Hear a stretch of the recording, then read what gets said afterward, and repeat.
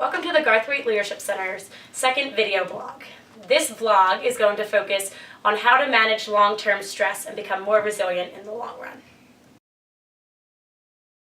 First, we will hear from Dr. Sivi on what is happening in your brain when you are trying to manage stress. Stress activates certain cells in the hypothalamus, and when they're activated, they secrete something called corticotrophin releasing factor. That then goes down into the adrenal gland where there's a release of substances called glucocorticoids.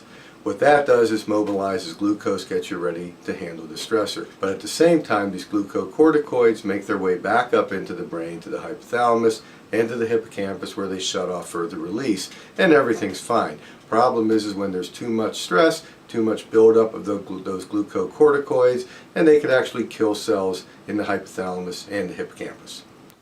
Thanks, Dr. Sivi, for your scientific input. But what did he say? So basically, your body can handle short-term stress, but long-term stress becomes more detrimental to your body. Oh, okay. But what does this have to do with leadership? Leadership is about taking responsibility, which can often lead to tense situations that can result in stress. Here are 4 simple steps to make this happen for you. Step 1. Wake up. Become aware of your surroundings, the noises, the sensations, and the colors and shapes around you. Being present is important for all things you do. We are at our best when our minds stop wandering. This is called getting in the zone. So get in the zone and wake up. Step 2. Control your attention. Put your attention where it needs to be and keep it there. Great leaders are able to show people around them that their focus is entirely on them. When you notice your mind has wandered, acknowledge the stray from focus and bring it back to the task at hand. This will take a lot of practice, so don't get discouraged. It takes time to train your brain. Step 3. Detach. Get some distance from the situation at hand. One way to do this is to maintain perspective. Don't turn small problems into big ones.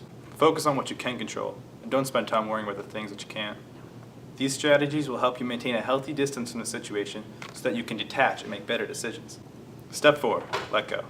Move on from what's happened in the past. Learn from it, but don't dwell on it. When asked why he wasn't more angry about spending so much of his life in jail, the great leader Nelson Mandela replied, "If I thought it would be useful, I would be."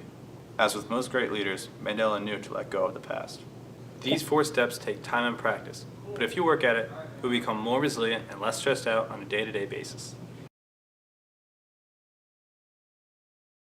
Thank you for watching our second vlog. Be sure to check out the GLC's upcoming events. On Wednesday, March 25th, we will host the year's final Fundamentals of Leadership workshop centered on the competency of influence.